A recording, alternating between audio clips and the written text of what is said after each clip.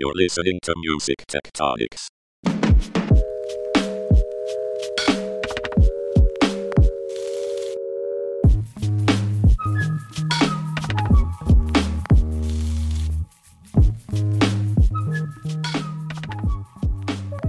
Hey, welcome back to Music Tectonics. I'm your host, Dmitri Vietze, the CEO and founder of Rock, Paper, Scissors. We're a music tech PR firm that decided to start a podcast about music and technology and the things beneath the surface that are changing the music industry. I have with me Tristra Newyear Yeager. Hello. Our writer strategist at Rock, Paper, Scissors.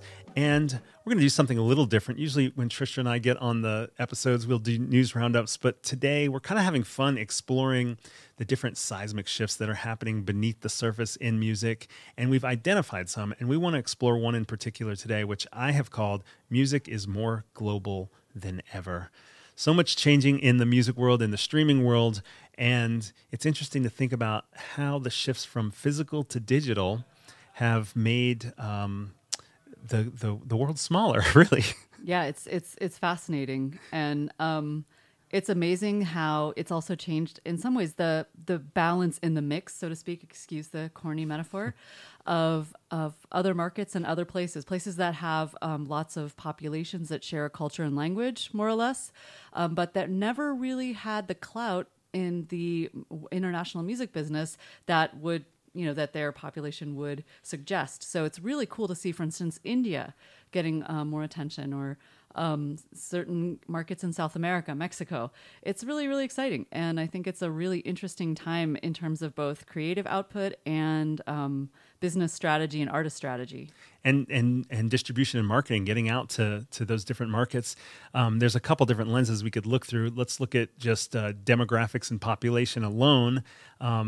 The United States, where we are, has always had kind of an outsized impact, given that it's not the most populous country in the world. And as technology continues to kind of get more traction in other parts of the world, especially in a digital music marketplace, you start to see some things where, say, India or parts of Africa or parts of Asia are kind of leapfrogging certain digital eras that we went through. If, people are basically going from no phone to smartphone, or from no internet to phone internet, and now there's these cloud-based systems to ingest and enjoy and listen to and consume, and all those words, some good, some bad, music, that they're huge populations that are getting turned on instantly for the listening of music.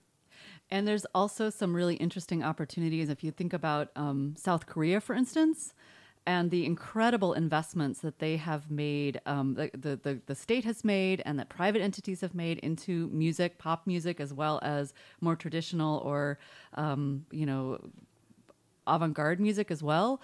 And exporting that, it really shows that really carefully executed, smart planning can have a huge global impact. I mean, if you look at K-pop's explosion worldwide, and Korea always had a real big influence in certain Asian countries. I remember here, I'm going to throw in my favorite country in Asia, Mongolia. You used to go to Mongolia, and what all the hip hop that people would be listening to in their cab, etc., would be Korean. Wow. Yeah, it was really amazing. It had a big influence on the Mongolian hip hop community. So it was more so than even, straight from America, though of course Mongolian MCs were listening to American rappers as well. But that aside, so Korea always had a strong regional presence in certain parts of Asia, and it's really just blossomed worldwide and started to inspire, I think, Anglo artists and other cultures. It's really fascinating. I want to go back to this idea, especially about hip hop as a global language. Absolutely. Because that's something that's I think it's important and relevant to talk about. But before we go there, the other lens that I wanted to bring up was this idea that in the physical music world, when you had music primarily being listened to via CDs, vinyl, cassettes, there was a distribution challenge, because you had an actual physical product that either needed to be brought somewhere, or the IP needed to be brought somewhere and manufactured somewhere and then distributed. And so the difference between unlocking different international markets or territories or regions because of those limitations and unlocking those territories in a digital era have changed so many things around listening habits and also around how do you get your music out there.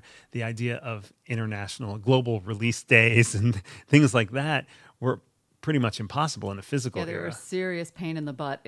Even if they weren't impossible, they were a really, really hard hurdle to clear. And you had to struggle with what if something got leaked in a territory before you were ready or before it was being released by the legitimate rights holders of that. And that has a whole other spin in the digital era as well. But I think that's an interesting factor in that it's hard to not release things globally now, whereas you could go region by region in the past, or you had to in some cases because of distribution. Yeah, it is. It's definitely made certain things a lot smoother and in some ways like ironed things out. As I recall back in the day, you'd have to get licensing deals with a regional label, for instance, if you were an artist who wanted to make a big global splash. And there were other business interests and other concerns you'd have to keep in mind, like sub-publishing deals and things like that. I know sub-publishing is still very much alive and kicking, but it was a necessity back then. And now there's global agreements between various PROs and it's starting to really change. That landscape's changing really quickly too. It's very interesting. So going back to what we touched on kind of hip hop as a global language, it's intriguing to see two things, I think, along that, well, maybe three things. One being people using that kind of now global language, but in their own language, you know, and the other is, you know, people singing in maybe English or other languages just because that's what they've heard as well. And then the third category would be these kind of like what you were talking about with Mongolian and Korean music interaction, like these unexpected relationships, at least from a certain vantage point, that you'd be surprised that, you know, if you look at some of the global Spotify playlists, for example, you can see some strong patterns with Spanish language, even if it's not from a Latin country. Yeah, it was, as I was mentioning before we started chatting, there was, for the podcast, I got something popped up on a playlist I was listening to. It was an Arabic, I think from North Africa, hip hop track that had a whole bunch of Spanish and English kind of shout outs and hype stuff going on.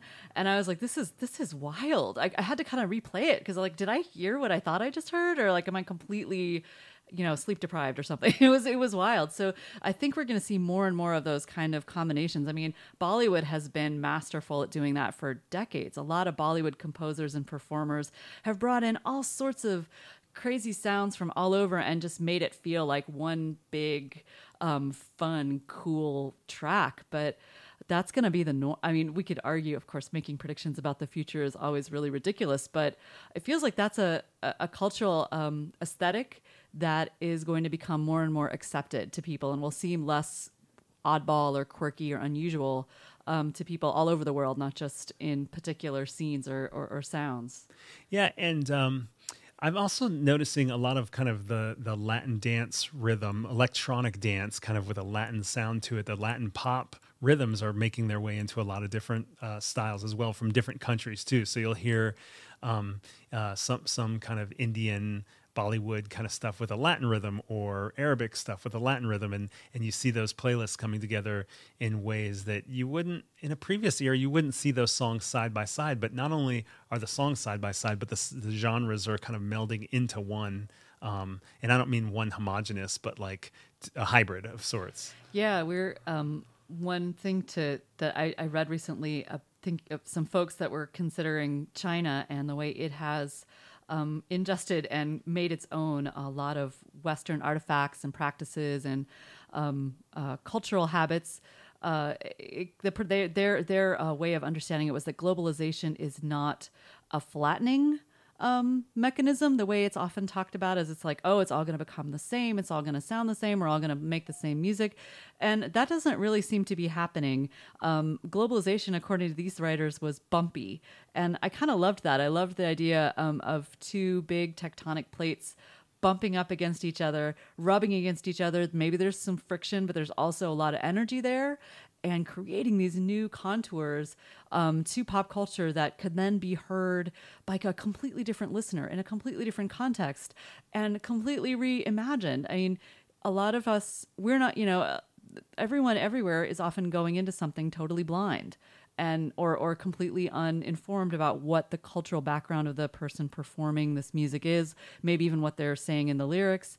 And you can really take it and make it your own. It's a completely kind of, those sounds can become your, something you can bounce your own imagination off of and make your own music from. I think I've mentioned this on a past Music Tectonics podcast, but I think of the early reggae that was getting influenced by American kind of like Motown music, and then literally coming across the radio airwaves from out of country into Jamaica, and some of those early sounds being influenced that way, or some of the African music that was based on some of the stuff they were hearing from Cuba, for example, and some of the songs that were sung phonetically to go with what the music they were listening to. Those were harder. I mean, it happened. It's happened for centuries probably in other ways as well, from travel routes and things like that, trade routes. But now this ability of crossing borders and releasing things globally means that there's so much interaction between cultural music forms and styles and scenes and genres and so forth. I'm probably one of the few people that has recently discovered music on LinkedIn, but but I noticed our recent PR client at Rock Paper Scissors Waxploitation posted an amazing video of Back It Up, Drop It by Dewan and Leo Justy, or is it Justy? Yeah, Justy. yeah. It was a dance video by 1 Million Dance Studio, which is a Korean YouTube dance channel, and just to see that music being lip synced and sung along with in that setting was just so interesting to see that all the cross cultural interaction that's happening right there. So I guess we should maybe reveal, for those who don't know, Rock Paper Scissors, our PR company, started in the world of helping international artists break in America. So we've been a part of kind of these global conversations for 20 years. And it's interesting to see some of this stuff that we've thought about and talked about for all this time circle back around and become kind of like this mainstream seismic shift. Yeah. What was hard back then has become easy, and what was easy, 10, 13 years ago is now hard. So what was hard was often convincing people to even listen to certain music. And these were, I'm not dissing these people. These were folks who were, music critics, but they're like, I do this kind of music. And to convince them that they should also listen to something that was close to their genre, but from a culture or a community that was different from the people who normally made that music, felt like a hard sell sometimes. And Dmitri, you were the master at inventing a way to do that, and that's really served all of us well as PR people, but that's a different story. So that's become easy. People listen to all sorts of stuff. People are willing to take a lot more risks, especially younger listeners. And that is really encouraging. And, one of those things that makes me smile whenever I think about it. One thing that's become a lot harder is, I think, it is very difficult to find ways to talk about certain music that doesn't feel like you are pigeonholing it. World music has always been a very difficult label to use, and a loaded one, a post-colonially, fraught one. And a lot of more recent labels, sometimes they can feel limiting to artists too. And they're, in some ways, the ideal, the sort of, pie in the sky ideal would be everybody can make whatever music they want. But we still have a lot of power dynamics that are surfacing and that people are struggling with, and we still really lack a way to talk about them and maybe to make art about them in ways that are compelling and helpful and supportive to the people that need more support, who've maybe been marginalized or haven't been included in the commercial transactions or haven't gotten their fair share, all those things. So there's still some of those things, those conversations were a lot easier in the past, because you could be like, oh, this is Afropop. And everyone's like, oh, cool. And nowadays it's like, what do you mean Afropop? And there's a long ellipsis after that, right? So there's a lot of challenges that we still face in understanding and embracing this global state of things. And there's a lot of work to be done. And I think in the music industry, in the larger sense, we'll start to see more more of a need for kind of a cultural awareness. You don't necessarily have to know everything about every culture that you're interacting with, the publishing catalogs that you're buying in Africa or anything necessarily. But I think even in the communication about how you talk about the music, there's a certain amount of awareness that's going to be necessary. But I think even in those business dealings, absolutely, that'll start to come up more and more for, I think, more people in the music industry who maybe didn't realize 10 years ago that they were going to have this cross-cultural role to play, and how music has become so much more global. It's a growth opportunity for all of us in a way, and it's a way to increase our curiosity and learn to talk to each other better about the things that really matter to us, whether it's music or money or how we're going to get a certain project done. Another interesting thing that I was talking recently to our friends at CD Baby about their sync efforts, and one really interesting thing they pointed to was their catalog has a lot of music from a wide range of cultures and a wide range of languages, and that is proven to be a big asset in the sync world. So there are a lot more interesting sync opportunities that are very cross-cultural. So I am a coffee company based in Asia, but I would like an ad that has sort of a French language swing vibe to it. And so these are the kind of sync placements that, people with big catalogs like CD Baby, or also probably there's a lot of other publishers and libraries out there that have the ability to meet the needs of sync things like this. But it's fascinating to hear about people are looking for incredibly specific culturally cross-pollinated music, and it's really proving how important it is to keep the whole world in mind as you're making your business plans to a certain extent. Another thing I think about with this seismic shift of music is more global than ever is about how the larger streaming services are, as we kind of plateau a little bit with subscriptions and users in the early adopting countries. Just to throw in there, the Nielsen mid-year report showed definitely a slowdown in growth in the U.S. in music streaming. Anyway, sorry. Yeah, that's exactly what I'm talking about. No, that's exactly what I'm talking about, is that those streaming services still trying to grow to profitability, of course, are going to the next markets over and the next markets over and so forth. And it's interesting to think about this idea of whether a global streaming company can serve all those markets as well as streaming companies that come from within those markets. Is it just a matter of attracting those catalogs and setting the algorithms to work, or what is the role of curation? Also, what is the role of negotiation of getting the right catalogs within those countries too? Yeah. Because if you don't know the music, you might say, "Oh, we're going to amass 1 million tracks for this, large country, large population," but maybe it's not the key ones if you don't know the music. That's right. If you're getting all, maybe if you're totally forgetting about the Tamil music market in India, for instance, that could be a blunder depending on where your main user base is going to be. I was going to say there's this, I think the thing from, was it from Mark Mulligan, where he talked about how these Indian tracks were showing up on the charts because of, not so much because there were so many people worldwide listening to them, but because they were being listened to so much in India. And figuring out how, what's the best representation of global charts now, if some tracks show up, even though they're not on the global listening palette, they're actually coming from one place, but they're actually influencing what the charts look like. They're blazing hot in one particular large market with lots and lots of avid music fans or people with a lot of access to data. One thing we maybe want to think about if we're talking about sort of the plateau in growth is, and these new markets. I mean, I'm thinking about something like WhatsApp and the way it's been adapted by its user base in very, very different cultures. If you think about the way it's been used in Brazil or in India, it's really, really, really different from the way most Americans tend to use WhatsApp, though I guess groups and other different messaging patterns are starting to pop up here as well. Or the Philippines and Facebook. I mean, Facebook has become the internet or it was for a period of time in the Philippines.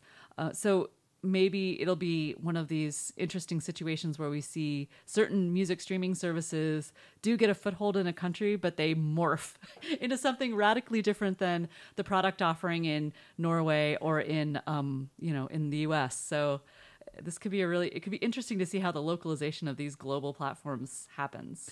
And to flip it back onto the artist side, music is more global than ever.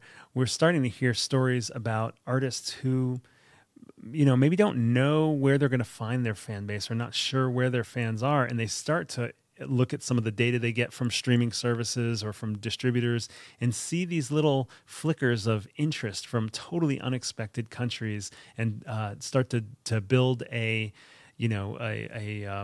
monetization base somewhere in an unexpected, not in their home country. Yeah, because of, Mexicans have really embraced Spotify, at least some of them. And because it's become such a popular platform, a lot of very obscure bands will have their biggest, monthly listener numbers will be in Mexico City.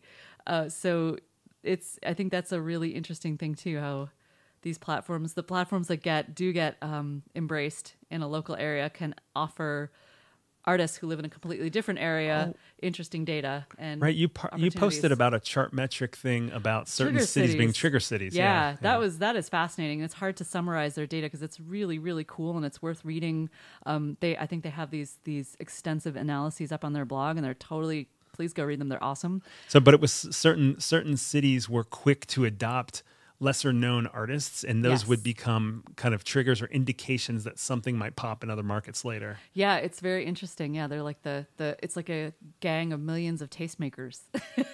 Different kind of gatekeeping there. If you haven't listened to the Music Tectonics episode where we basically recorded the keynote at Meetum by Mark Mulligan from Media Research, there's a lot of interesting takeaways around music is more global than ever from that conversation. Another one that we haven't brought up yet on this conversation is sort of how, in a similar way to these trigger cities, there's some trigger cities around user interface and adoption of technology and how people are interacting with content. And he pointed out that one-to-one messaging was bigger in Asia for a lot longer before it went west, basically, and that people in the business world here thought that's not going to be relevant here. That's just something they do there. And now we're seeing more and more adoption of one-to-one messaging or group private messaging as opposed to the more social media format of broadcasting to everywhere. And you see that with TikTok. Obviously, that's something that came from China and is now getting mass adoption worldwide. And just knowing like there may be some places that are indications of what kinds of music experiences, what kind of interfaces, and what kind of traction could come from those is interesting to think about as you think about global. I mean, in the same way we talked about, there may be places where music is popping up first as an indication just because of some sort of cultural listening habits in those places. Yeah. There's also things to be learned, I think, for music tech startups, for example. Yeah, that's a good point. So this is our seismic shift. Music is more global than ever. We're just having a conversation about it. We just spent years living this, and now it's great to be able to share it with you. And I think it's becoming more relevant and prevalent to more parts of the music industry as well. So yeah, it's really exciting. This is the kind of stuff we'll be talking about at Music Tectonics, the conference, which is taking place October 28th and 29th, 2019 in Los Angeles.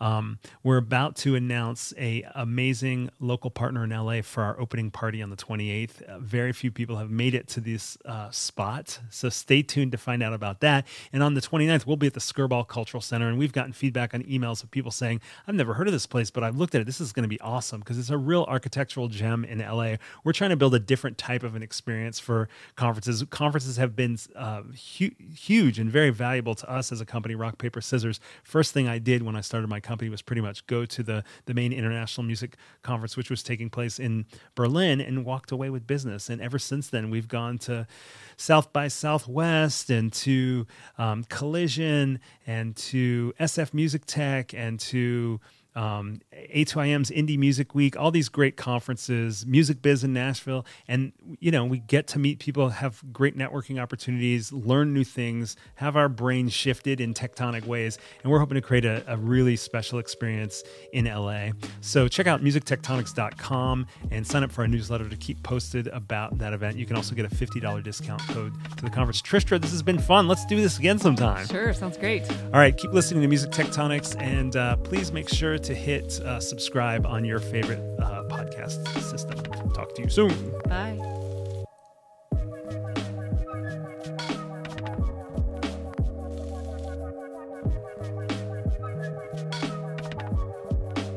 You're listening to Music Tectonics.